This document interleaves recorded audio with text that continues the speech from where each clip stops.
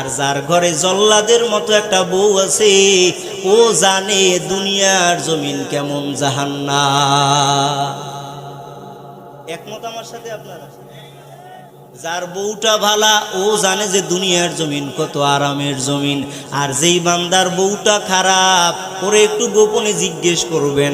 মাঝে মধ্যে বহু যুবক সন্তানরা আমাদের কাছে এসে বলে, হুজুর বিবাহ তো করছিলাম তখন ভালোই ছিল, দিন যত আগায় সংসারও আস্তে আস্তে খারাপের দিকে যায়।